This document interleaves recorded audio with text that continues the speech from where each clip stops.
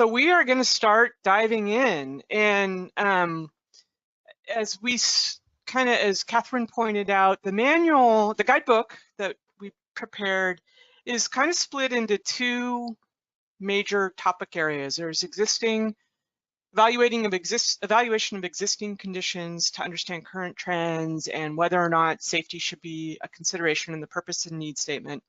And then there's evaluation of alternatives. So this module is about that existing conditions part of the manual. So looking at how existing conditions informs purpose and need, and then what do you need to figure all that out? What are the data needs and sources, the types of existing conditions analyses, and then documentation. And I think there's probably a few themes, a few words that you'll probably hear too much through this. One is purpose and need, one is documentation, and spoiler alert, the other is PSI, potential for safety improvement. So I feel like a radio host offering contest awards.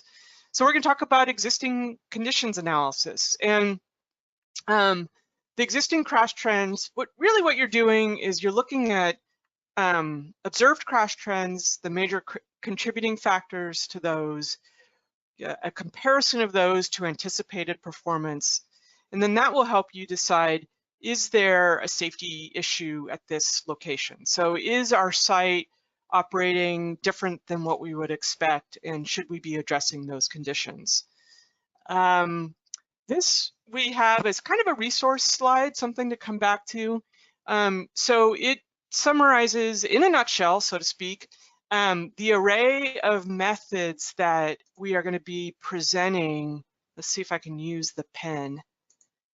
So the array of methods that we're going to be presenting over the next 2 days, and then the array of data that's typically needed to do that.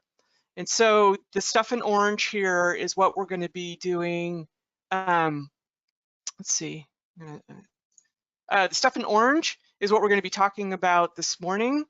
And this is all in support of understanding existing conditions and establishing the purpose and need statement from a safety perspective.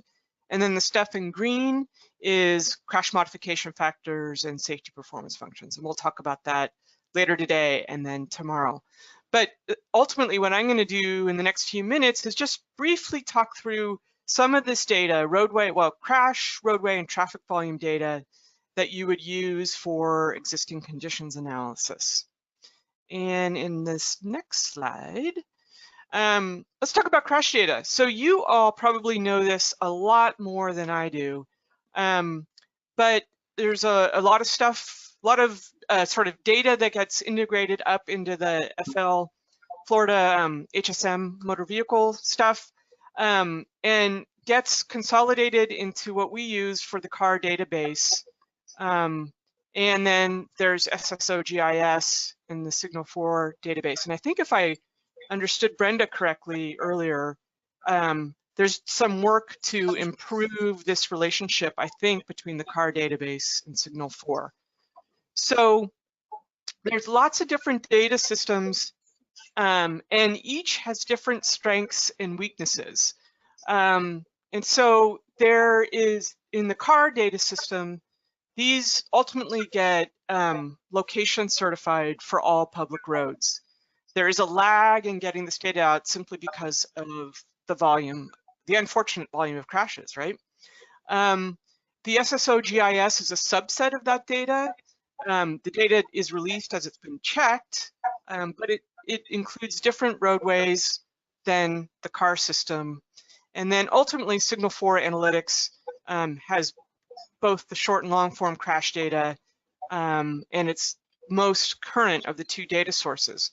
Now, something we've talked about just in the last few days with Brenda and her team is that there's a misconception that we need folks to use the car data as the location certified data, and that is not the case. What we are aiming at is for people to use the most recent 5 years of data, consider the best sort of available data for your project, and then be sure to confirm with the district safety office. but we don't have to rely on the certified data in our project analyses. And again, you guys are probably a little bit more familiar with all of this than we are, but the CAR data system is the whole host of crash data elements that you would need for a safety analysis: location, time, people, vehicles, all that good stuff.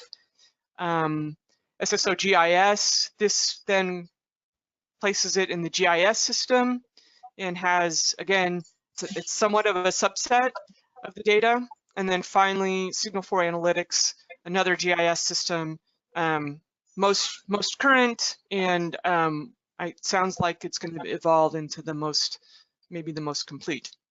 So the point with the crash data is it doesn't have to be sort of the CAR certified database. And we want you to start thinking about using the most recent complete 5 calendar years of data.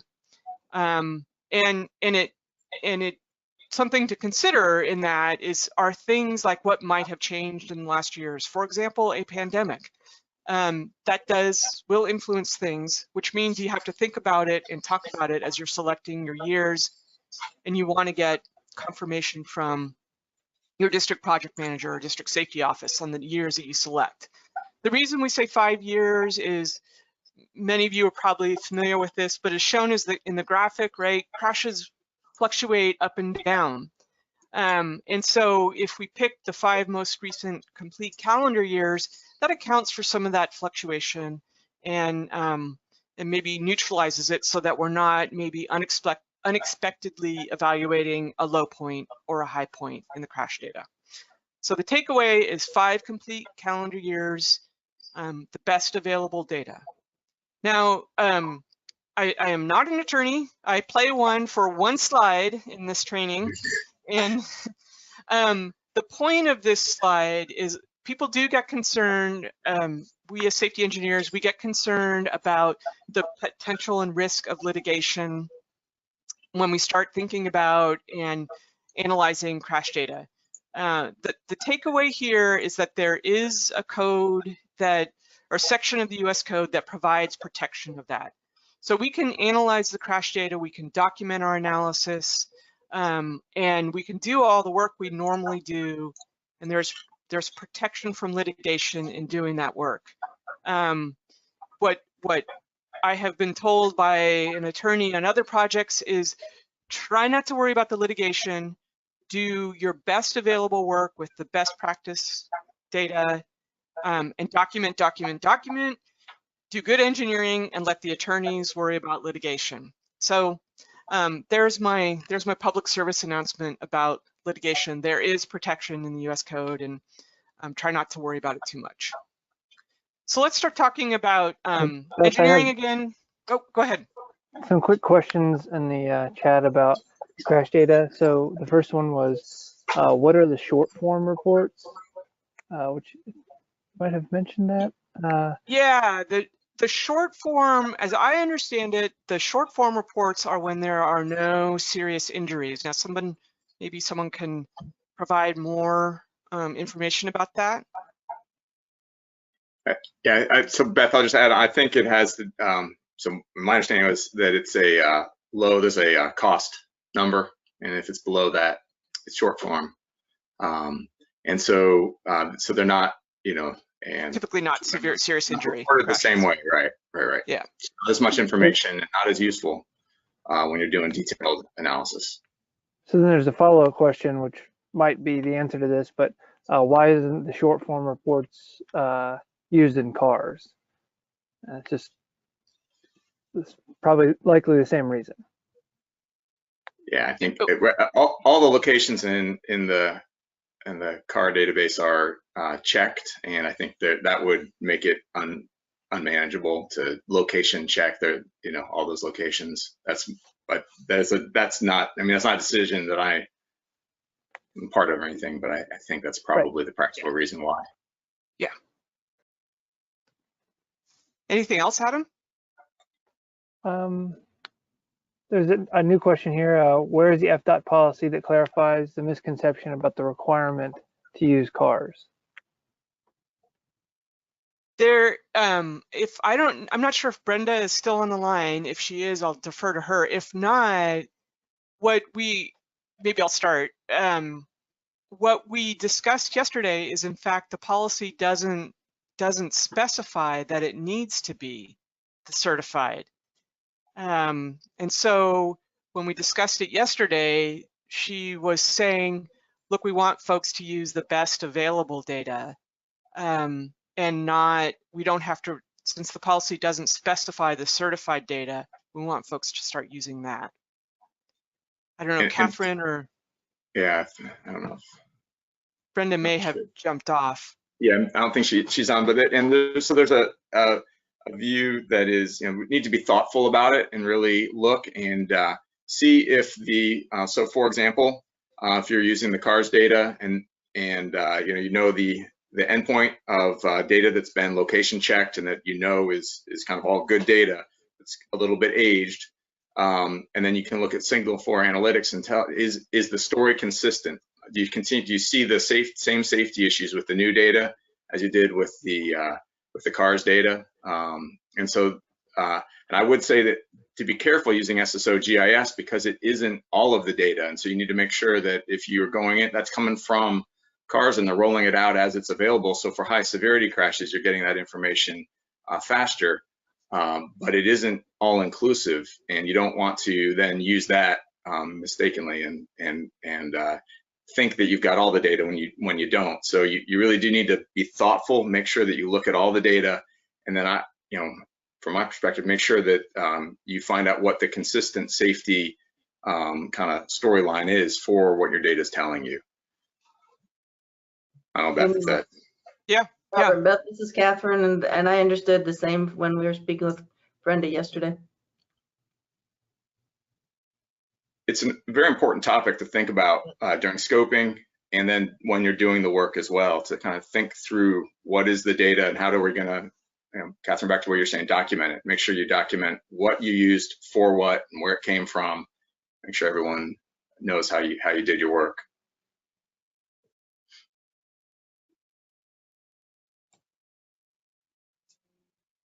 Anything else, Adam, or I'll proceed unless otherwise. Okay, I'm going to keep going. So crashes are defined by something called the CABCO categorization, or crash severity categorization, and this shows that categorization. So K is a fatal injury crash, and this is resulting within, or could be the death could happen within 30 days of the crash. So there's another little lag there. A is an incapacitating injury. So this is someone going to the hospital. B is there's non-incapacitating. So there's scrapes, lacerations, some bandages needed at the site. C is possible injury, and O is no injury. This is the property damage only. And something that's important to remember when you're doing this work is crashes are recorded by the most, you always have to recall or be aware of whether you're talking about crashes, the event, or injuries, the people. So one crash event could have multiple injuries, of course. And when that crash event is logged into the data system, it's recorded by the most serious injury involved in the crash. So if two cars collided and both had just a property damage only crash, that's easy, it's a PDO. If two cars collided and there was no injury in one car and in the other car there was some scrapes, then that crash is categorized as a B crash. So you got to remember you're talking about events and people, and there's always more people than events, and it's the most serious injury in the event is how the crash is recorded. So we're going to have just another little Mentimeter question. So just basically a brief little test. So a crash involved two cars. There was an A injury in one car and a B injury in the other. What injury category is recorded for that crash?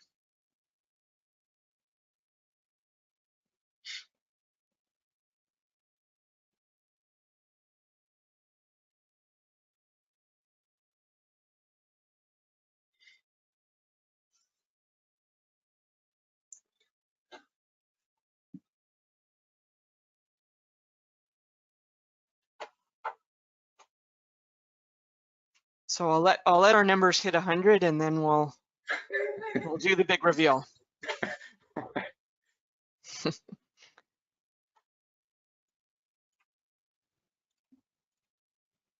And the game you all could play is see it hit 99 and then stop. Okay, so yeah, it's recorded as an A injury crash. So again, it's the most serious injury, even though there were more B injuries than A injury. It's the most serious injury is how the crash event is recorded. So takeaway there is there are the event and the people, and you got to remember which of the two you're talking about. Right. So back to the presentation.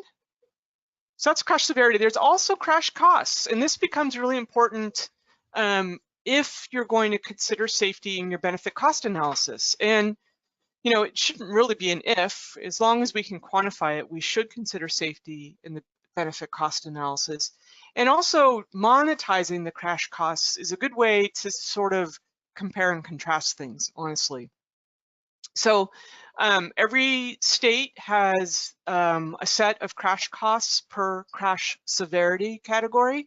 And you can see those here on the right. These are from your design manual.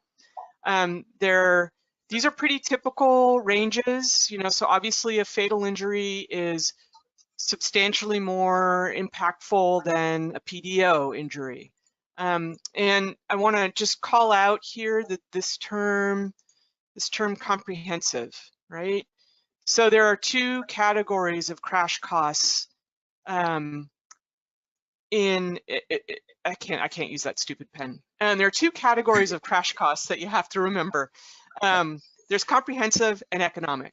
And so comprehensive is all in, is everything. It's the bills, it's you know, lost wages, it's the cost of the judge in the courtroom, whatever. It's all those plus the emotions, the emotional impacts, loss of quality of life, all those sort of more qualitative items.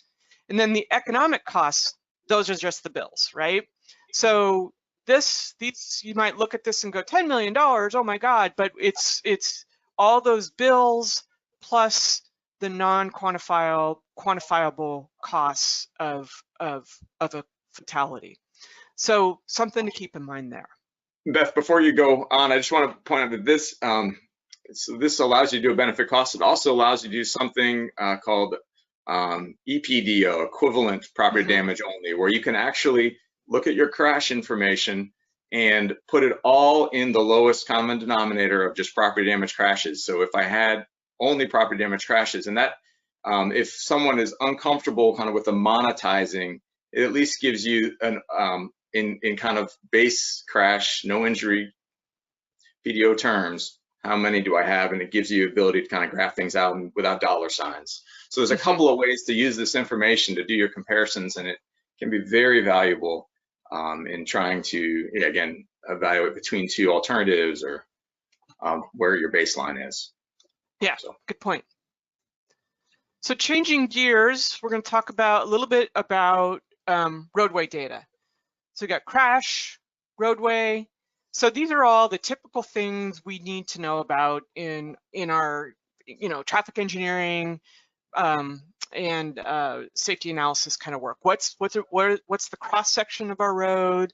What's the context? Is it urban or is it rural? The horizontal alignment, driveway density, and then when you're looking at intersections, the number of legs, the intersection control, the number and type of lanes, all these really very typical data elements that we use as traffic engineers and transportation planners.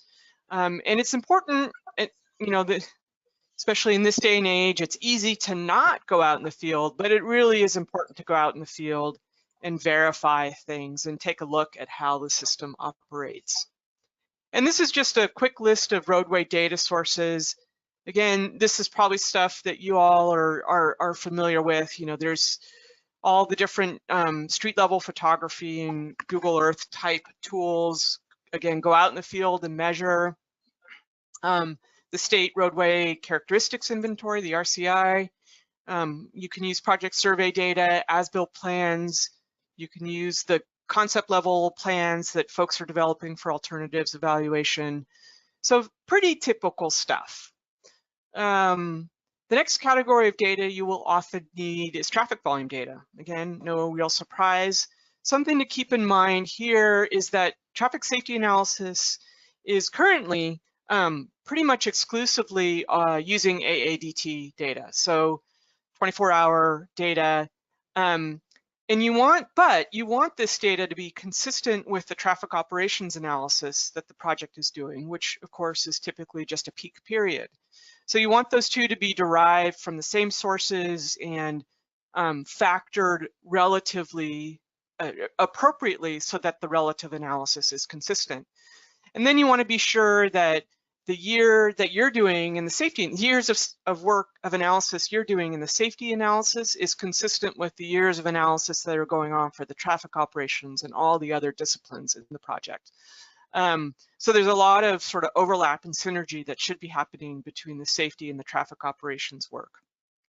You also need the multimodal data, including heavy vehicles and volumes of pedestrians and bicyclists if available, which I know can be hard. And just to remember sort of the roadway segment analysis in the HSM, that's a two-way assessment. And then for the intersections, it's a sum of all approaches. So it's a two-way assessment, which can get a little challenging for some facility types, but it's part of the game. So something to think about there. And then now you've got your roadway, your traffic, your crash data. You want to be aware of the traffic operational characteristics. Again, I see that safety and the traffic operations, that those two go very, very much hand in hand. You need to understand traffic conditions to inform the safety analysis and get some logic and intuition around why there might be rear end crashes or maybe some swerving into the shoulder, things like that. So you want to be aware of posted speed, operating speed if you can get it, signal timing and coordination, queuing conditions, congestion and bottleneck locations. Maybe there are sight distance constraints from adjacent shrubbery or the alignment of the roadway. So, and then the type and presence of pedestrian and bicycle facilities. All these things just help understand how things are operating and therefore what might be the contributing factors to the safety conditions that you see. And just like anything, field observations are valuable. You know, when have you ever said, that field trip was a waste of time? I mean, never. So you want to go out and do your field work during the critical design periods, definitely the morning and evening peak period. You should go out when it's dark and see how things are operating then as well. That could be an issue. There are a lot of road safety audit checklists out there. FHWA has a good one. I tend to refer to those as a very comprehensive checklist for what I'm looking at when I go out in the field. But what you're looking at is, you know, traffic operations, presence of facilities, damage along the roadside. How are drivers and pedestrians and cyclists behaving as they interact with the facilities? And what you're trying to do, right, is confirm existing roadway and traffic operations and your understanding and how that influences what you've observed about safety. You're wanting to understand driver behaviors and conditions, bicycle access, local risk factors, and just local conditions. So if you can, I strongly encourage a field work. So another quick question. Let's see. Oh, that's why it's not turning the page. You're visiting a site. What should you look for to assess current safety conditions?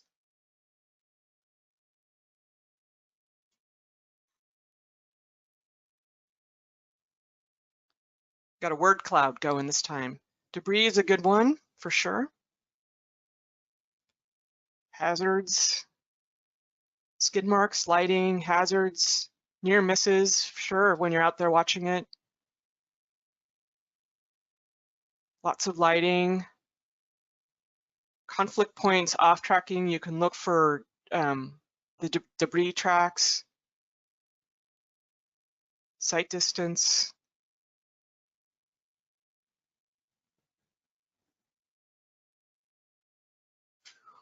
Let's see, I'm trying to look at some of the smaller ones. Speed, roadway features, damage signs, pedestrian behavior, land use is a good one, sight lines, traffic conflicts. Yeah, these are great.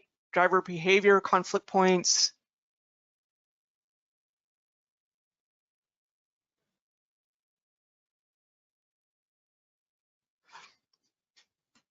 Yeah, these are great. All spot on. Infrastructure damage, scuff marks on walls. I left one of those recently. Not recently, long time ago. Okay, excellent. Thank you, everyone. So finally, data documentation. So again, we really want folks, you know, the idea of documentation, and this isn't news to many of us, I'm sure. The idea is to make what you've done transparent and potentially repeatable. So for the crash data, you want to document what was your source, what were the years studied, and how many years? It's 5 complete calendar years. You want to record your roadway characteristics, where you got it, maybe some of your observations during the field work, and were there any major changes during the 5-year crash period that you want others to be aware of? Perhaps the signal phasing changed during your 5-year crash period, and that's why you might have seen a difference in crash. And then similarly, traffic volume data, source, the consistency with the traffic operations work on the project, and then actually provide the AADT, whether you're using AADT or ADT data. So document what you've done, again, so that somebody could recreate it. And then just a final note on about data is, you know, maybe being a little bit flip. It's garbage in, garbage out, right? So be aware of things that influence the quality of your data and how it might influence the interpretation of your analysis. So, you know, there's timeliness, accuracy, completeness of the data, integration of the data with other databases, how accessible it is. Maybe there were changes that you need to notify. Anything about the data that may inform how you interpret results should be documented. And you know, none of what we do is ever perfect and easy, and there's always assumptions and caveats and considerations we have to make. So just document, document, document. Okay, so now we're moving into evaluating existing safety performance. And fundamentally, there are sort of 4 activities you do as part of determining whether safety should be in your primary purpose and need statement, or should be in your purpose and need statement. So you're going to compile and review the data, you're going to analyze the data trends, and then you're going to consider potential for safety improvement, something you're going to hear us say a lot. And then you're going to determine, is safety a primary need for your purpose and need? And so at this point, I'm going to turn it over to Rob for him to start talking about evaluating safety performance. So I am going to change presenter. Yeah, I already flipped it. Good, great. So seeing your screen. Take it away. You were talking about it while I was flipping it, so I don't think there's anything on the screen, but you can see the screen now. Well, I hope. Go for it. Yep. Okay. Yeah. So Beth has talked through the data, talked through doing field work, and kind of got us up to that first box there. And now we want to kind of move, you know, compile it, review it, and start looking at trends and what do we do with all of this information, and how do we begin to move towards quantification and looking at performance metrics and really identifying what those issues are in ways that we can spell out to everyone else and move into the potential for safety improvement and you know, should it be in the purpose and need. So the Yeah, the kind of, so the starting point for that would be this historical crash analysis. You kind of gather up all of this information Beth has just talked about, and then we're going to talk about these. She gave you the preview a while back, potential for safety improvement, the fourth bullet down there, PSI. So we'll talk about that, and then you can use other information, work done by others. If it's on a high crash location list or someone else has already documented safety issues, you definitely want to bring that in. We want to use the work that's gone before to look at these issues.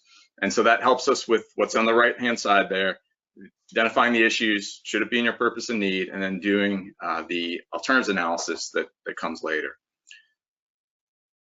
All right, so you've got this information, you start putting it into GIS, get it mapped, or you're using SSO GIS, whatever you're doing this, there's a lot of ways to look at the information, and tables, graphs, maps. Just got a couple examples here of maps and a graph, but you really do want to let the data speak. You want to start looking at all of the different data items that when Beth had the cars data list up, I mean, there's a lot of data items that are available to us as engineers and analysts, and we want to make sure to go through them.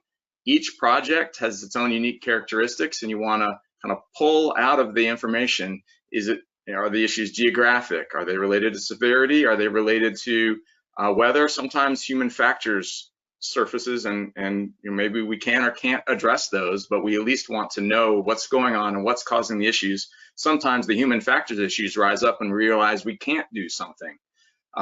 Even though there are high severity crashes, maybe we're limited anyway in how we can respond to that and what countermeasures we might be able to implement.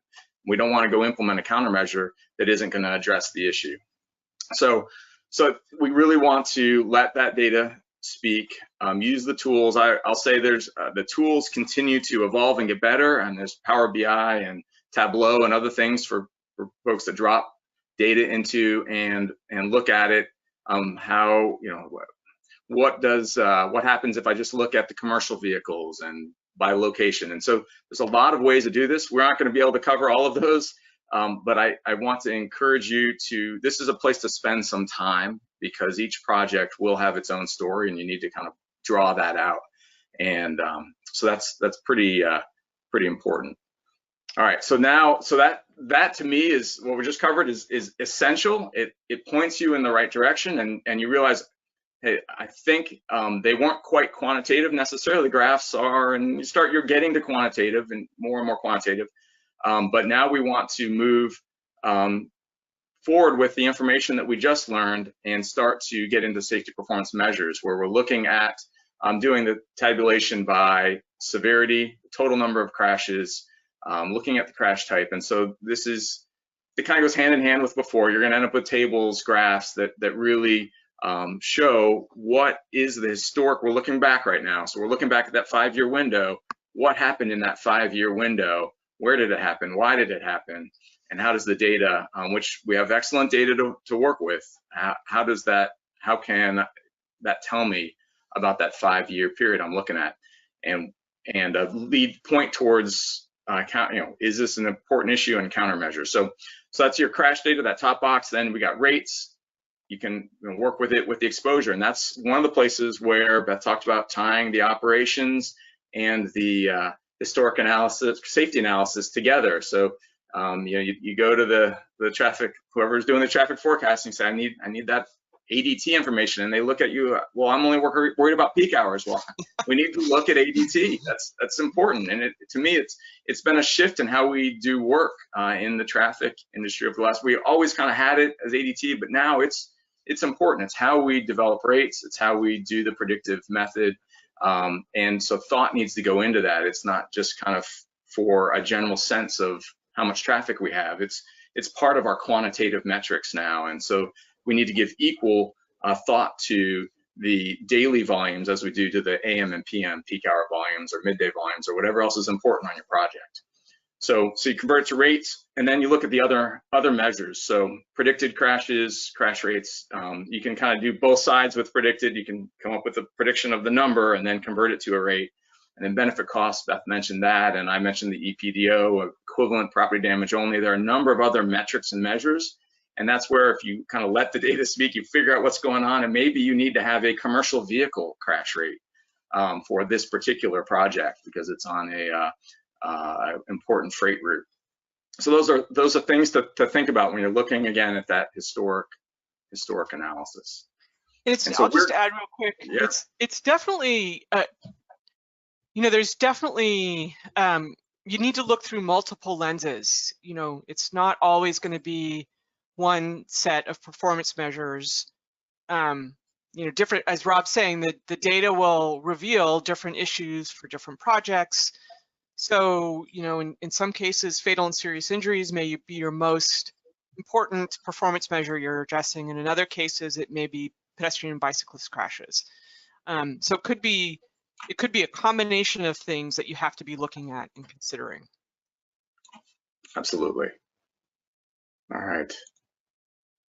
So I'm going to go ahead and move into crash rate calculations. There are a couple of calculations that we're going to walk through, and this is one of them. We just want to make sure that everyone is comfortable doing crash rate calculations, and we'll talk a little bit about their usefulness and their limitations. So you've got a segment of road, and in a 5-year period, there were 120 crashes.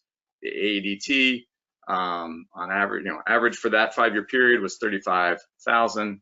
And so you've got a crash rate calculation, and then you pull the 5 pieces of information you need out of that and put it in, and you can get a crash rate calculation. This is for a segment. This is not for intersection. We will talk about intersection crash rates as well, but for a segment, so the calculation is similar for intersections. It's pretty straightforward to get to crash rate calculations, and so in this case, the 120 crashes goes in the top, and then the 2.5 mile segment goes on the bottom.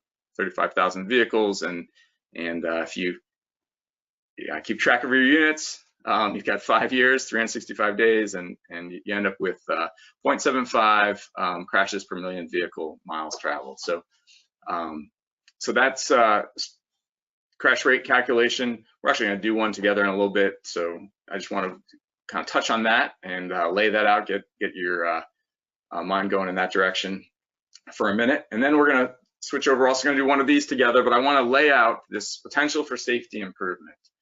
And this is tied to the predictive method, but it is backcasting. It's looking backwards at that 5-year period and saying, or it could be a 1-year period, and you can do it different ways. There's not a simple recipe for everything that we do. It does require thought. I mean, even the crash data discussion we had earlier, everything requires, you got to think it through, make sure you're doing what's right for your project. But often we'll look at a 5-year period, and we are backcasting. We're predicting backwards, and we have good information for what happened for those 5 years. We know what the roadway facilities were like. We know how many crashes occurred. We know what the traffic volumes were. So we've got the ability to do this. And if you're already going to do a prediction, you're already going to set up your spreadsheets, and it's not a lot of additional effort to predict backwards. You just have to change a little bit of information to do that, that historical look. And so PSI, potential for safety improvement, looks at what's called expected historical crashes compared to predicted historical crashes. You subtract one from the other, and if your expected number is greater than your predicted number, then you get a positive result, and that means that you have the potential to reduce your expected, and I'll show you an image of that in just a minute. And if it's the other way around, if your expected crashes are lower than your predicted, then what you're saying is we're performing better than the base prediction. We're lower, and so we don't necessarily have the potential to improve safety here. We want to keep it where it is. We'd like to keep that good performance, but we don't necessarily have the ability to make a dramatic change or improve safety because we're already operating better than was predicted.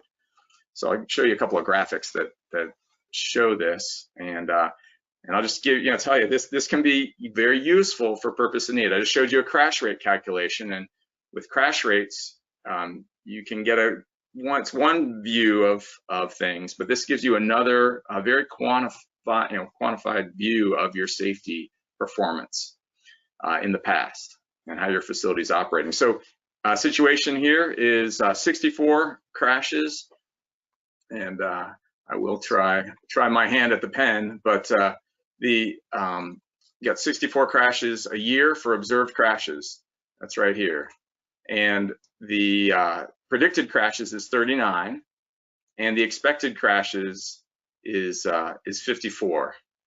I'm gonna change my color here a little bit to a much more bold color. So we've got those three numbers. We put them here. 64 is observed, and so observed is useful to us in this case, but it isn't the only factor. We want to know what the prediction would have been for that road based on all the research that was done for those kinds of roads, looking at a lot of miles of highway. We predict 39. We observe 64. And so those two numbers are used together with what's called the empirical Bayes. It's a statistical process, and they result in an expected value of 54. And then you look at those two numbers, and in this particular case, the base prediction is lower than expected, and so we want to bring that. We think, potentially this should be part of the purpose and need. If we can do something about this, this would be a benefit, and we have the ability to bring down those crashes closer to what the base prediction would be. And so in a simple example, the shoulder maybe is narrow, and then if you widen it, maybe we get closer to the base prediction rather than what we're actually observing. So there's a few. So that's one thing that can do. And then the flip side is if the observed is low. So it's a similar piece of highway with 39 predicted crashes, but only 25 observed. And so when you take the 25 and the 39 together, you get 30 expected, and that leaves you with a negative PSI, a negative and a negative number in this particular case is good. So we want our piece of highway is performing better than the base prediction, and so this is good. So with that, I'm going to go ahead and pull up a Mentimeter question. Yeah, and while you're doing that, I'll just add that, so in deciding whether safety should be in the purpose and need, what you're comparing your observed performance. You got to make a decision about your observed performance. So you can compare it to statewide averages, and you can compare it to what would be predicted and expected on the facility, this potential for safety improvement using HSM procedures that we'll talk about later today and tomorrow. So it's a way to quantitatively say, yeah, there's no issue here, which is great, or yeah, you know what, there is an issue here that we need to prioritize.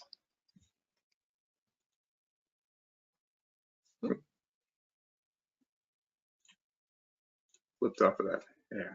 So this question is just to get a sense of how comfortable folks are with doing crash rate calculations. It's like somewhat, it's kind of even from very to somewhat. Yeah. Like that, I'll tell you, we're getting close to 100. We're at 92, so a couple more votes here, and then I'll shut this off. Okay. I mean, crash rate's a great way to normalize what you see and compare facilities with comparable volume ranges. So you wouldn't want to use the crash rate to compare the performance of a freeway to a local street, because they're different and their volume ranges are so different. But you could use crash rate to compare two arterials in the same part of town or in the same town with comparable volumes. All right. Rob, I just had two quick questions. There was a couple questions in the chat that seemed like there's a commonality here with the crash rate calculations. So one thing being the AADT, and you might have mentioned this, I might have missed it, but if you're using a range of years, you're going to use an AADT preferably in the middle of that range. Yeah, and right, a weighted average value. Could be another way to go. Yeah. Yeah, so you need to see what data is available to you. If you have the data, weighted averages are great. If you need to pick a middle year, kind of, if you know that it's generally linear between the years, that middle year will effectively be your weighted average. So you do need to sometimes do some math to determine what that number should be. Yeah. It's a little thought, but it's definitely doable. Okay, and then the other kind of common question was about segments versus intersections, including them, excluding them. How do you know? Oh, good question. All right, let's table that one and come back to it when we do the intersection stuff. So yeah, that's an excellent question and a tough topic actually. So let's hold that, Adam, and when we do the example with the intersection, which I don't know if we'll get to that today or tomorrow, but we will. Let's come back to that one. The maybe a brief. You definitely want to separate. Well, it does get dicey, but if you're studying intersections, you want to just study the intersection crashes. And right. The rule of thumb is that 250 feet within the approach to the intersection, but also consider the queuing conditions and the driveway activity around the intersection. And if you're studying segments, you are just looking at the roadway segment crashes. Now, there are details within that, right? Because there are driveways on roads or smaller intersections. And so this gets into the art form of when do I need to pull those crashes out from my segments. So it does get dicey. Yes, yeah, and yeah, so we do have an example where we actually split things out using predictive, but when you're looking at historical, there's assigning crashes to segments versus intersections is difficult, but can be very important. And then we will actually later on show some crash rates for both intersections and segments. And actually in the example, it shows how valuable it is to separate them. All right, so we're getting up to a 68. Not as many people. I've got another Mentimeter going. For those who maybe didn't see it, it's just how comfortable are you with doing PSI calculations. I'm glad to see that we've got about 20 people that are saying they are either very comfortable or comfortable with it. And yeah. So please, yeah, that's great. Let's at least get up to 100 just to kind of see how many people are in those different categories. It is still awake. Yeah, right. This is something that has really been developing, as Beth mentioned early on. The predictive method has been kind of gaining steam, especially in the last several years, and so this is now happening more and more in Florida and around the country. I mean, it's just really beginning. People are beginning to see the value of this, and that it is something that is now achievable. We've kind of put it within reach that we can do this. So, okay, well, we almost have close to 30 people that are in the very comfortable. So that's great. Even the somewhat comfortable, that's a lot of familiarity. That's exciting to see. Yeah, I'm glad folks have heard about this and seen it before. Okay, so I will go back to the presentation here.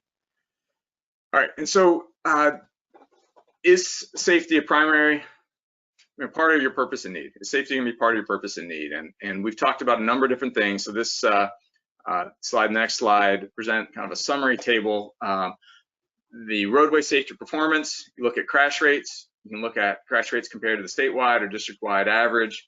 And we can still use the methods of critical crash rate type methods and those kinds of things that we've used in the past. Those aren't necessarily, they are still used and they can still be of use. But I think we are developing better and better tools to determine, to quantify performance and do the comparative part of that.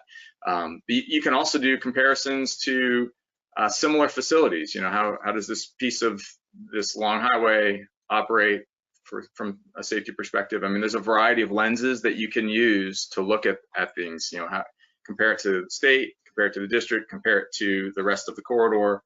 That's useful information and informative, but you can also then use this potential for safety improvement that quantifies how it's performing relative to kind of that backwards historical prediction.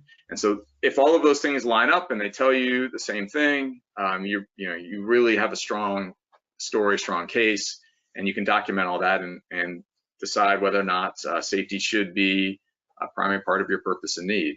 And are you going to be able to kind of move the needle for safety on that project? Then other things, contributing crash factors. So looking at that, this goes back to the slide where I was talking about the trends and looking at all the different factors. So look at the crash history, and are there certain crash types or certain contributing factors that really jump out and need to be considered, addressed, and that can also cause something. So you may have a low crash rate, and you may have a negative PSI, and you may still have a safety issue, because you may determine, on the next one, maybe there's a vulnerable road user issue. Maybe we've got pedestrian crashes that they don't make the whole rate go up, but it's clearly an issue at a particular location, or maybe it's freight vehicles with a particular curve in the middle of your project, where the whole project, it doesn't have to be the whole thing. You want to find what are those issues, and so maybe that's the focused issue that goes into your purpose and need, is we're going to deal with this issue that we've identified related to freight vehicles or pedestrians. And then when it comes to public engagement, when the public speaks on safety, they often raise a lot of issues, a lot of this is important, this is the safety issues I see, and I'm looking usually, we want to line up the analysis and what the public is saying, and make sure that they are in agreement. And when they are not in agreement, it is very important to continue to dig on I think it's imperative on us to do more technical work to figure out, either we didn't look in a particular area, we didn't look at a particular piece of information, and we missed something. And so sometimes the public will raise an issue, and you dig a little deeper, and this is what they're talking about, and you're able to document it. And maybe it is or isn't a major issue. Sometimes it is, sometimes it isn't. But then sometimes you dig and you don't find that issue, but hopefully you determine why the public has raised it. And so it may be a perception issue, not a quantitative safety issue. But you, again, want to be able to kind of go back to the project team and say, yep, the public said that this intersection is a real problem, but I looked, and the two really serious crashes that occurred there, they were due to human factors that we just can't do anything about. And they actually were kind of unrelated to the intersection. They were, they started half a mile away. And literally we'll find things like that, where when we dig in, we're like, so it's not something we can necessarily do something about, but you want to keep going until you've got things as much as possible aligned with your public input. And then Beth mentioned the value of getting out there in the field and looking at things and doing an RSA or just taking pictures or seeing. I mean, somebody mentioned, debris was the first thing that popped up on the screen a while back. And I think of a curve where there was a safety issue, where there were literally, I think it was 6 or 7 bumpers and a burn mark. And it was a pretty bad S-curve that led onto a bridge, and 6 or 7 bumpers and a burn mark. I mean, you knew something was going, this is bad, very bad. And so, ultimately high friction surface and then a realignment took care of the issue. But it was going out in the field, you could get the pictures and prove it. So, okay, so that is going to lead me to the next Mentimeter question. So I'm going to just read this along with me here. The purpose of this PD&E study is to evaluate safety conditions. So a little setup here, and identify potential crash countermeasures along a 1-mile segment of SR 200 between 10th and 21st Streets. The corridor is a priority for the city and has been included in the region's current long-range transportation plan. Additionally, the intersection of SR 200 and 18th Street has been identified as a high crash location.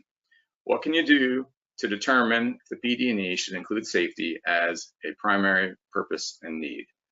So I will advance this to the next. So just what thoughts do you have for this project? You've got a segment road. It's a high priority. It's, you know, you kind of giving you a little bit of information, but just what kinds of things could you do to determine if this should be, you know, we got another word cloud going.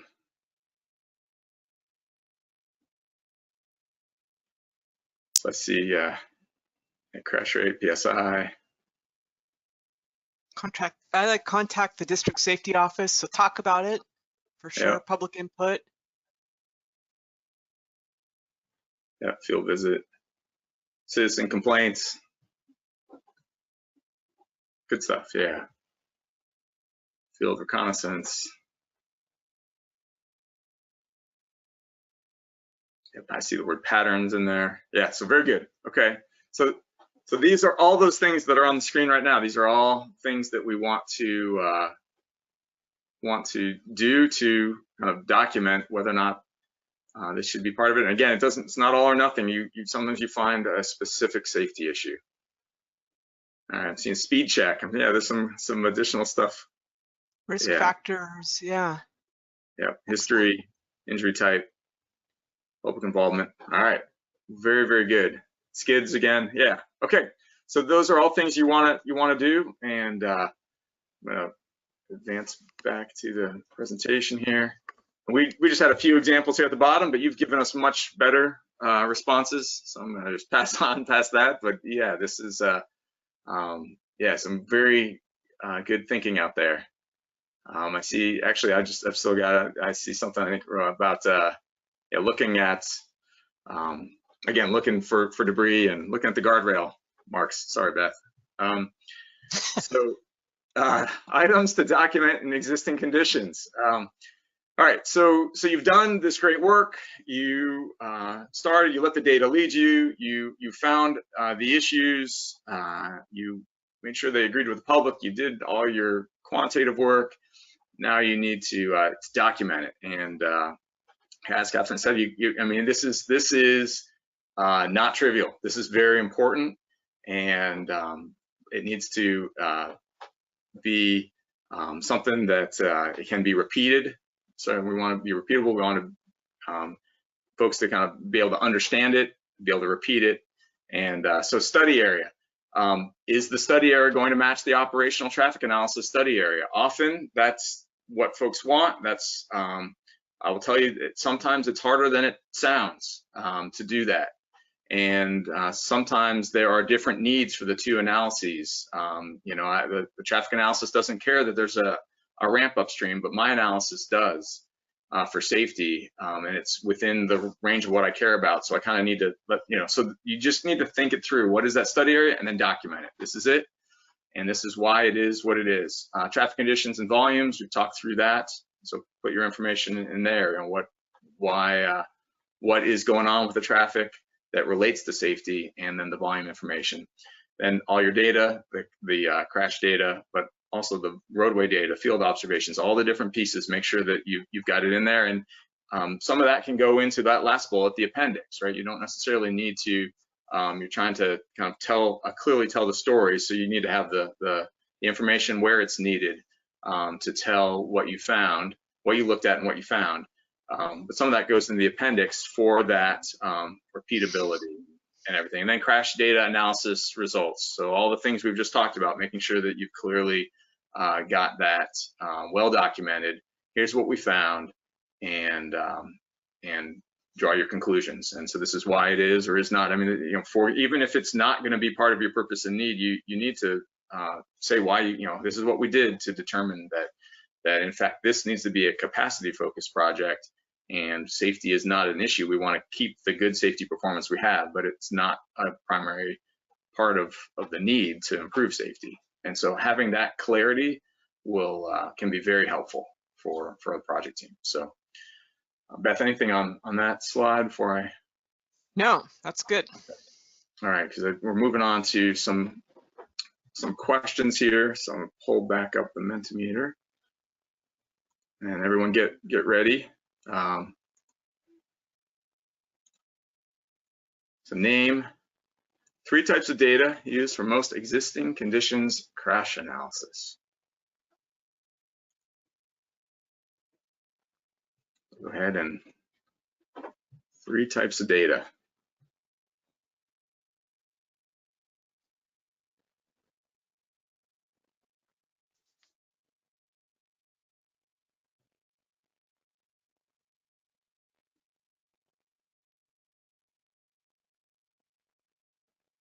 Nice. Severity, AADT, signal 4, crash rate, yeah. Saw some roadway data pop up there.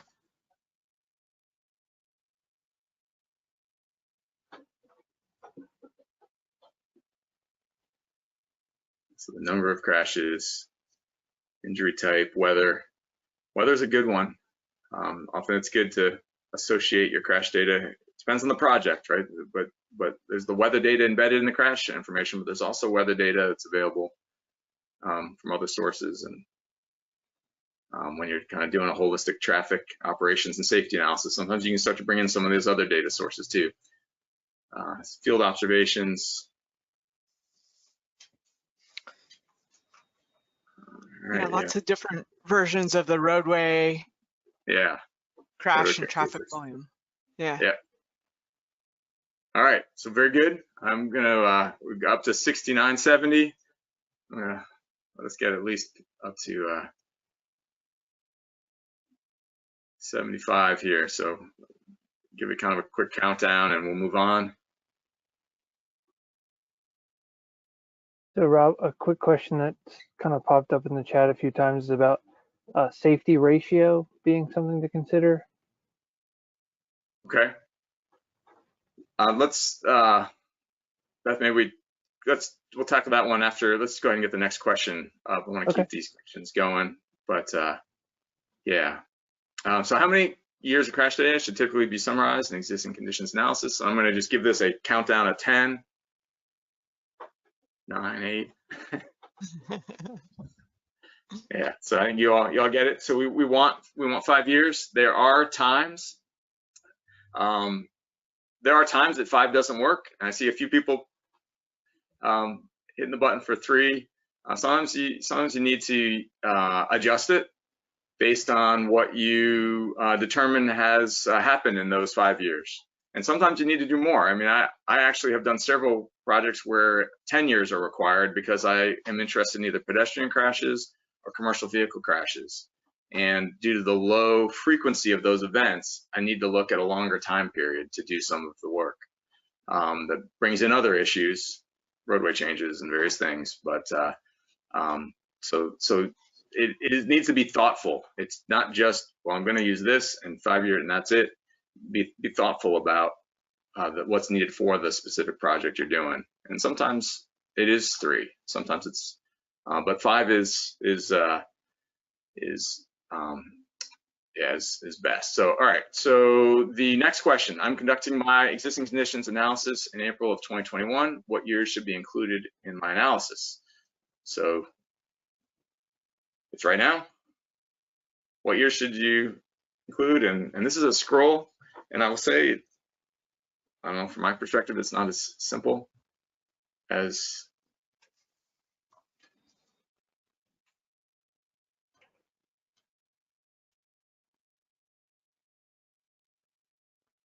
all right.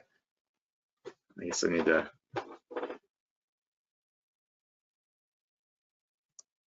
How do I scroll it? Beth? Oh, Just scroll it with your mouse, yeah. All right. Oh, I didn't realize you could scroll independently. I didn't. All right, so I need to get it to actually keep scrolling. I was just using the wheel on my mouse. All right, well, there we go. Now it's starting to, they're all scrolling. Okay, so yeah, so I'm seeing a number of different answers. I will tell you this, just like everything else, requires some thought. As Beth mentioned, 2020 was not a typical year. And so I know on a number of projects, there's discussion about should we be using 15 to 19, and I see 14 to 18 versus 16 to 20. And there may be reasons to do all three of those, to do any of those things, depending on what your project is, what it is you're trying to evaluate. I will say, using, got some projects where 2020 is kind of an add-on year that we want to look at, but we're looking at it in addition to, we've got a 5-year period that we're doing our analysis on, that we kind of use that as and what did 2020 look like? Is it consistent with the prior data? And so I would encourage you that is one way to address some of the data issues, is to decide, is to have an analysis based on a set of years and to simply kind of check your key findings with the additional information. I see 2020 with caution. Caution, or 5 years without pandemic, yeah. Yeah. So those are important things to think through and not just apply a recipe. And I will say, the location, when the discussion we had about the CARS data versus other data sets, if you think it's going to change your answer, if the locations, there's an issue and location data is just not it needs to be correct for a specific issue. I mean, just those are things to think about as well. That because sometimes the data, you kind of want to know, where's the data going to lead you, and is it going to lead you to a different place if you use different set of data? And you don't really want that to be the case. We want to make sure everything's consistent. We know what the whole story is. So these are excellent answers, and shows that it's not quite as simple as we sometimes would like it to be. Okay, so let's go on to the next question, I think. This is the last one for this. Am I right? Name 2 types of analysis used to evaluate existing crash conditions at a site. This is the last question before the break. So we actually have a break right after this. I forgot that's the next thing. So go ahead and answer this next question. Name 2 types of analyses used to evaluate existing crash conditions at a site, and then we're actually going to take a short break.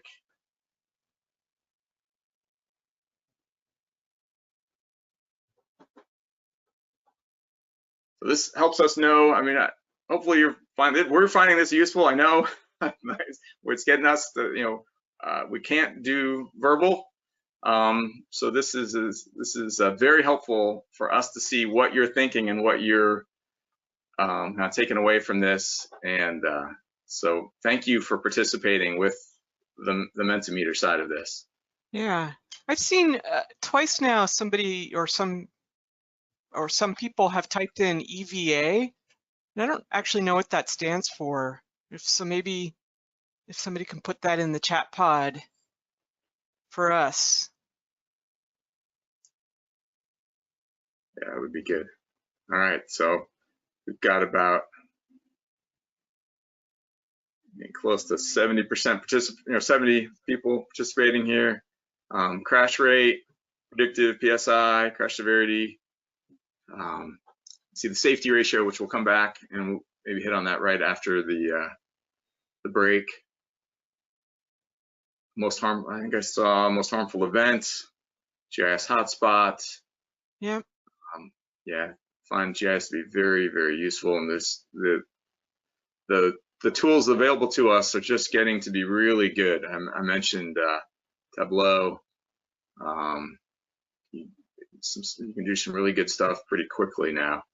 And I don't know if anyone's put on the systemic side, anyone's put crash trees up there, but crash trees would. Another, yeah.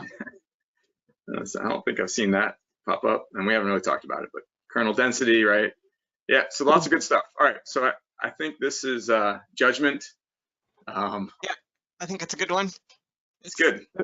There was a post in the chat pod about EVA. It's expected value analysis. Okay. Ah, okay. Right. Uh-huh. Very good. Yeah, that's one of the things, and we're just more and more projects looking at that. The value, the crash cost, using that crash cost information, Right. and partnering it even with the PSI, right? To say, all right, so what's the value of the crashes that we could prevent or reduce or avoid at this location? So what's the value of that? So yeah, that's a powerful tool. Okay. Yeah, Guessing is sort of coming up strong here. Yeah, it may not be. we'll review. Let's start over. Intuition often does help you, but you definitely want to end with performance metrics and be able to back it up. All right. Well, this is very good. Beth, I'm inclined to turn back to you. I think it's break time. I don't know if there's anything else we need to do before the break. No, I say we take just a 5-minute break. My computer says it's 11:46. So it's 2:46.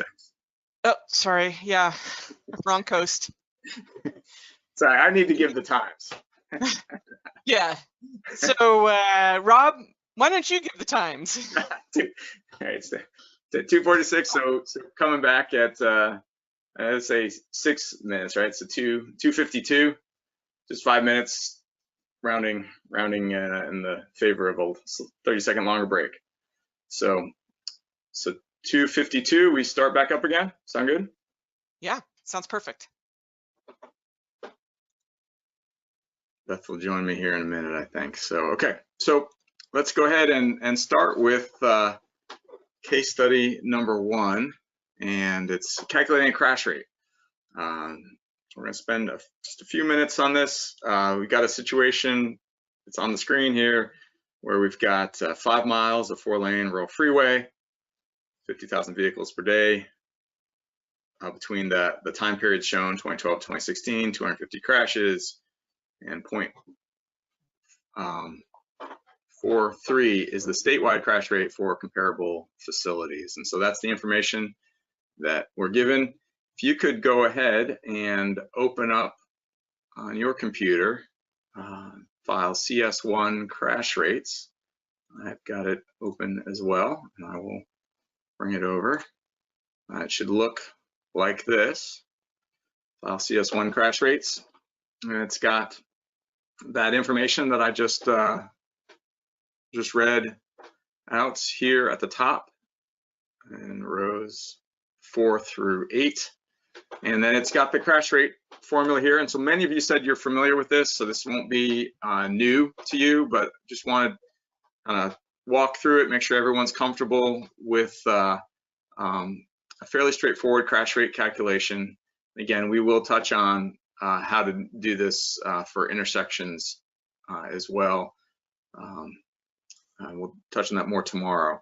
So the number of crashes, all the orange cells are where you put in the information. So total number of crashes goes in the top orange cell.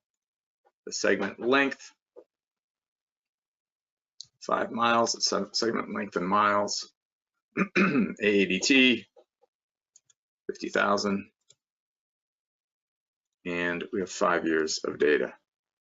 And so we get our crash rate is 0.55 for that piece of freeway. And then we put in the statewide average down in the in row 20.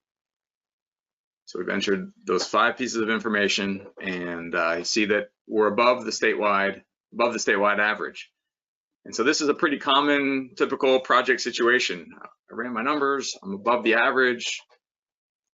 Do I care? Is it, I think I care, but is that enough? And what do I do with this information? And so that is really where I'd like to go with this is, and this comes out of the manual as well. So you've got the calculation, and you're above the statewide average. And I'm going to pull up Mentimeter, 2 Mentimeter questions. So I will just make sure everyone's kind of followed along. If you if I'm going too quickly, you miss something, you can certainly text, chat Adam, let him know, and I can pull something back up. These are the calculations here, and I'm going to go ahead and pop up the Mentimeter next Mentimeter question, which is, pretty straightforward. Do you think safety is an issue on this highway? Yes, no, more information is needed. And,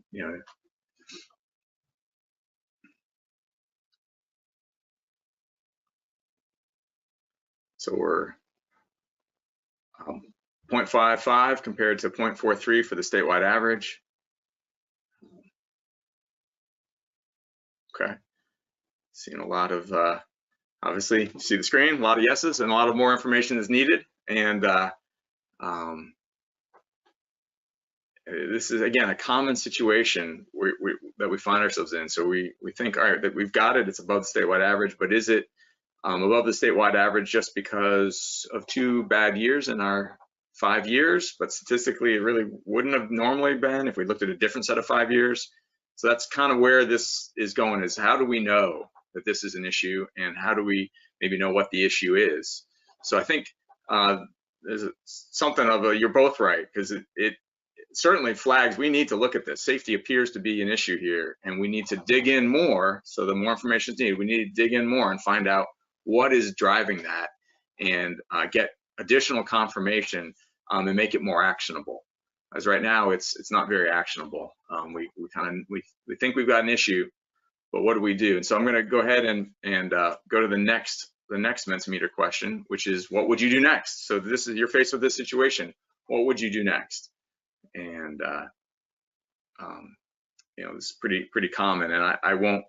This is a scrolling one, but I'll get a field review, a lot of field review.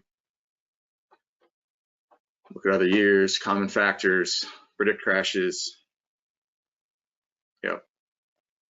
So these are all, these are good next steps. Doing the detailed analysis,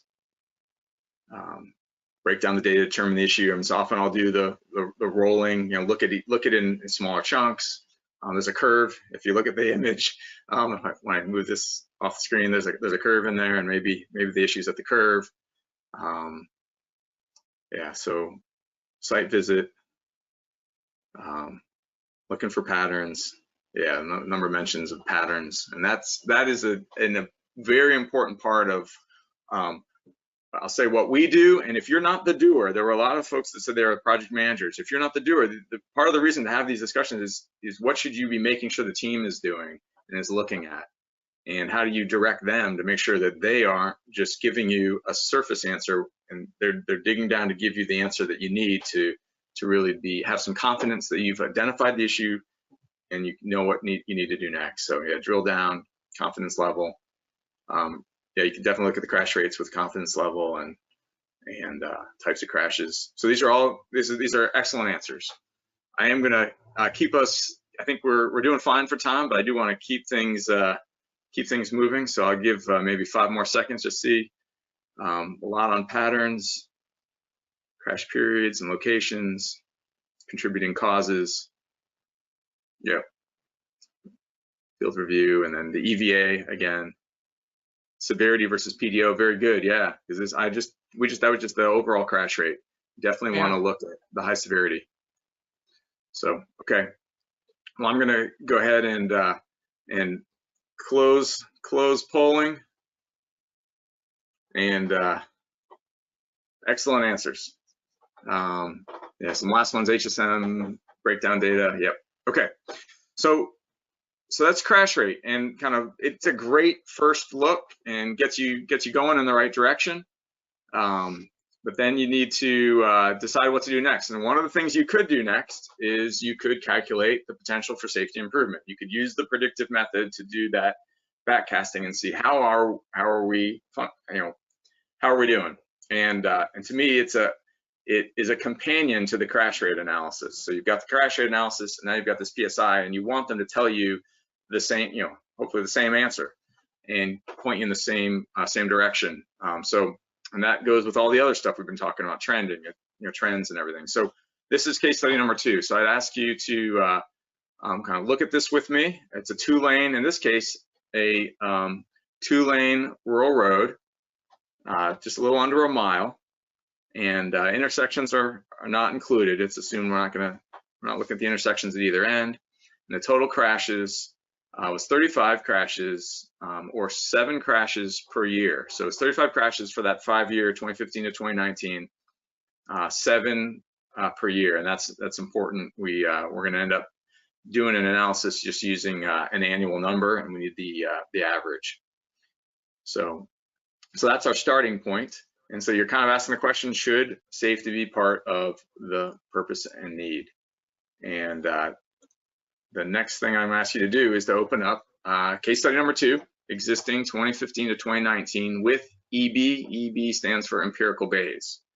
So this is a file where we've done the calculations needed for the PSI method, potential for safety improvement method. So I will pull over that same file, and it should look like this. All right, and I would ask you to go ahead and get it open. You can follow along here as well. If you only have one monitor, you might have to flip back and forth. But segment, we're only looking, again, I said it was just the segments, not the intersections. So this spreadsheet is the Highway Safety Manual predictive spreadsheet for rural facilities like this, for 2-lane rural roadway segments. That's right up here at the top. So 2-lane rural roadway segments, and we have 2 segments. There's segment 1, segment 2 tabs. The intersection tabs are in the workbook, but they're not used. And this is the spreadsheet that was actually developed specifically for projects in Florida. And you know this because off on the right, it's got the tabs here for segment 1, crash costs. It's got crash cost information. So this is the workbook that was used. And I will say that AASHTO has kind of updated some of their spreadsheets. They in fact updated one in April of 2020. And so you always want to make sure that you're using the spreadsheet or tool that is best for the project you're doing.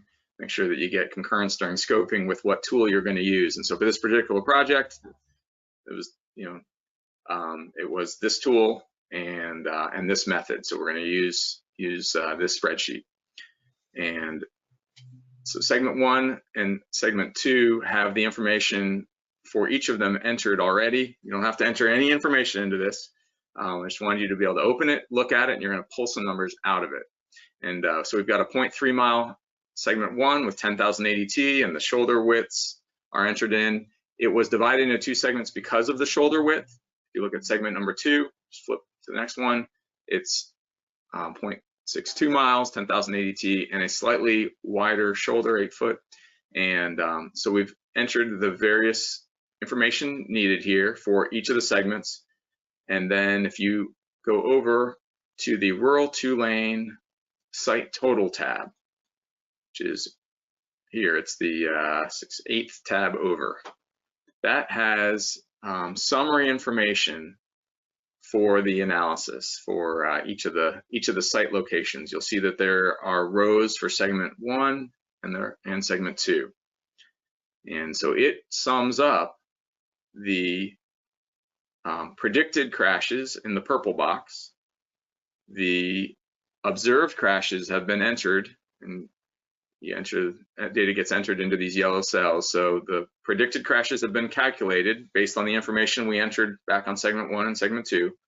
All the Highway Safety Manual equations have been applied, calibration factors and everything to get these predicted numbers. And then we put in the observed, and then the expected crashes are calculated using the predicted and the observed together. And we had 3 crashes on average for segment 1 and 4 for segment 2. And I'm going to zoom in to make sure that this is actually a little more legible for everyone.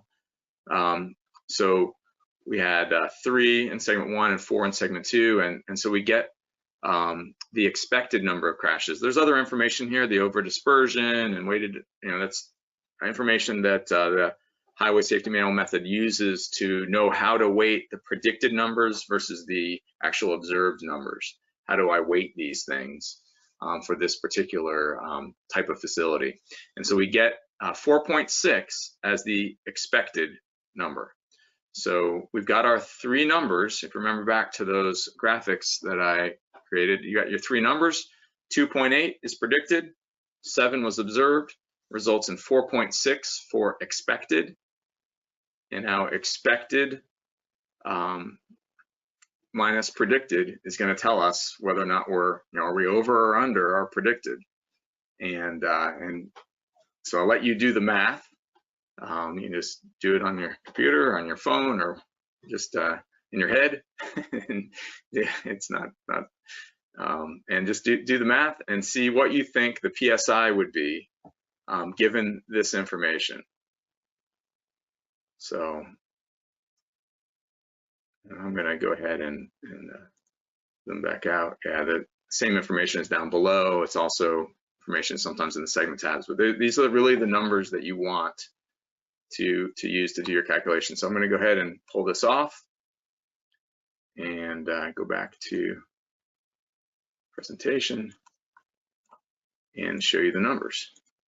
So this is a graph, set of graphs, or chart showing those numbers that I just we just pulled out of that spreadsheet.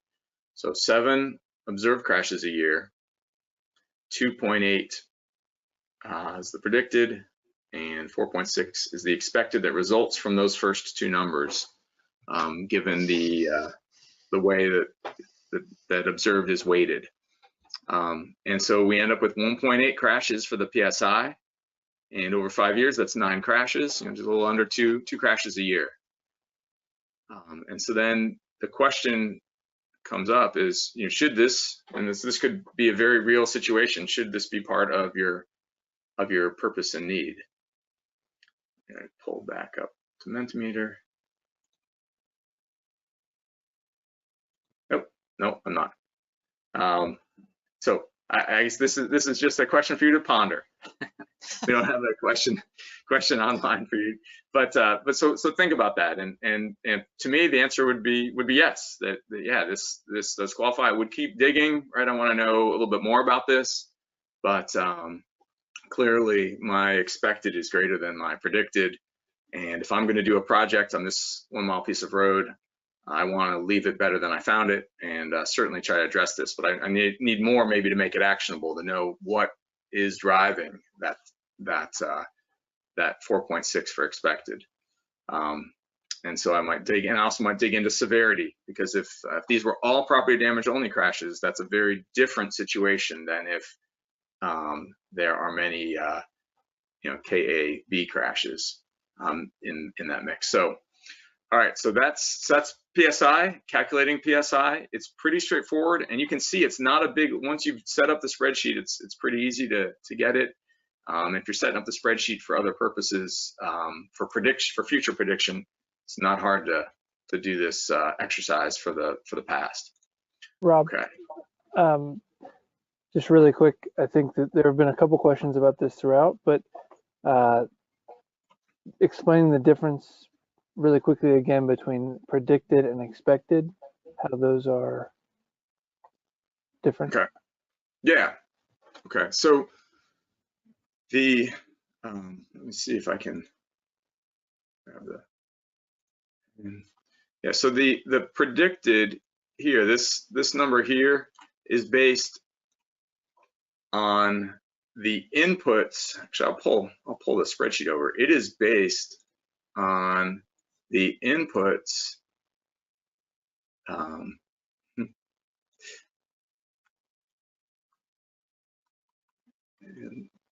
why it is a little clunky, Beth. It is a little clunky. All right, so it is based on the inputs that you put in for the just the straight predictive method of what is my ADT, my exposure, my length, and then for a particular safety performance function. So here we're using the safety performance function for rural 2-lane, 2-way roadway segments. So it's a segment-specific equation that requires the inputs that are on the screen right here. And we will definitely talk more about this tomorrow. So that one of the challenges here is PSI is tied to predictive, and tomorrow is when we really talk about predictive in detail. but we thought it was pretty important to at least get into it to a certain extent today, since it's part of the historical analysis, and can really help with that process and quantifying things. So the short form is that it uses the safety performance functions from the Highway Safety Manual, or that have been newly, developed in another way. It uses the inputs. So here we've got things like shoulder width, shoulder type, horizontal curve, the radius of that curve, super elevation, grade, are there rumble strips, the roadside hazard rating, steep drop off or not on the edges, and then you get down to the bottom, you've got calibration factor. What's the either state or regional calibration factor? In this case, it was 1 for this facility. And so you put that information in, and it's going to give you a straight prediction. And then there are things that are not accounted for in that list that could be playing a role on this particular facility. And so you then use the observed data, and you use the dispersion. There's a formula that's used to kind of look at this information, the straight prediction based on the geometric information that we have available that's required for that safety performance function, and then compare it to, I'll go to this tab, compare it to the observed crashes. And that's how you get to an expected. For it to be expected, it needs to have the basic prediction with a calibration factor with observed data weighted in there. That's how you get to expected.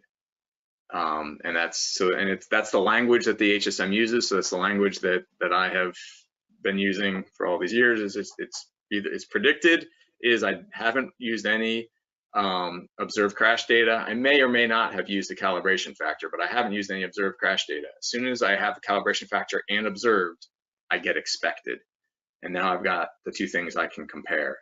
And that over dispersion parameter here in column H is key for the weighting that is applied of the basic safety performance function for all 2-lane roads, and then my observed data for my specific road. Beth, have I been faithful to the Yeah. I mean, I think we'll talk about it more tomorrow, but the expected is what you get when you apply the EB part of the predictive method, empirical Bayes. And again, we'll talk about it more tomorrow. But I think of it as the expected is a weighted, kind of a weighted averaging of the predicted and observed crashes. So it's a way to sort of statistically combine them to get a refined prediction. So thinking of it as a weighted estimate. And this backward look is one of the cleanest uses for empirical Bayes. Yes, and a lot absolutely. of folks, when you get into future predictions, empirical Bayes gets muddier and harder to use. But when you're looking at history, you can absolutely use it. So this is definitely doable, and it's clean and meets all the requirements of the methods and how it was all set up. And so it's a very good use of empirical Bayes to do this backwards look. Adam, are there other questions or things that coming in that we should talk about?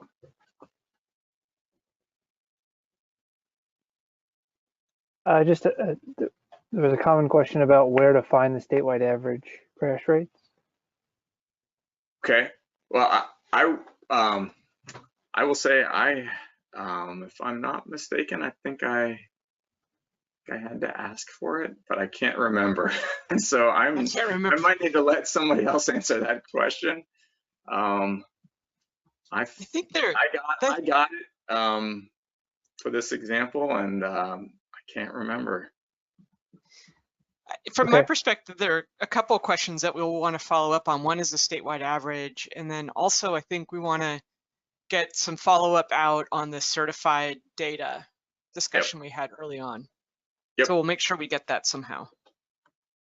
Yeah, and so hard questions are good. This isn't always it is never straightforward. So if you are watching and you're not convinced, please don't hesitate to put questions and comments into the chat. We'll record them and try to get answers out. Okay, so knowing that we're going to talk a little bit more about it tomorrow, I'm going to move on to the next thing here, which is actually these two questions, and I'm going to go ahead and get them up on the screen in Mentimeter. So yeah, so some folks already, I popped it open prematurely, and a few folks already answered, but here we go. I've made it live again. How do you calculate the potential for safety improvements? And I'll say this one, like, I have to check every time I do it because it's not what it's not my initial reaction. And so, yeah, positive is bad, negative is good, and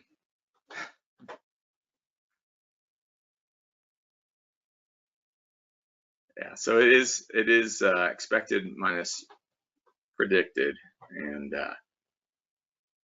so that's how you want to calculate it. So majority are checking with that one, and so that it is a valuable tool in the toolbox that we didn't have really available to us not too many years back. All right, so the next question, I'm gonna keep things going here. Do you see the potential for PSI to be useful in project decision making or supporting a project's purpose and need? Not afraid of honesty here.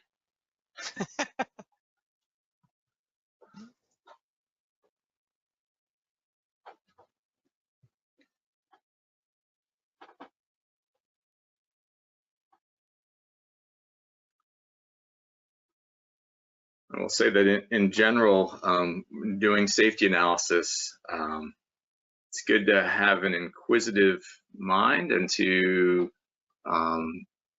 not jump to the first thing that you see, to kind of really turn it around a few times, look at it from a few different perspectives. And, and so PSI kind of fits into that as well. Just, so some skepticism isn't always a bad thing.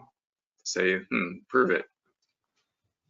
Yeah, I think multiple tools and multiple performance measures are also needed when we look at safety stuff. Yeah. All right, so I think most folks who sort of answered this one, and I see, got many say yes, some say maybe. I encourage you to just keep exploring that and see if it's right for your project, for your PD&E study. It's not necessary. It's not one size fits all. So, all right. Well, good stuff. Let's go back to So Beth, I think I'm passing it to you. I can leave this up here, or you can take control. Up to you. I will take control. All right. Kind of gal I am.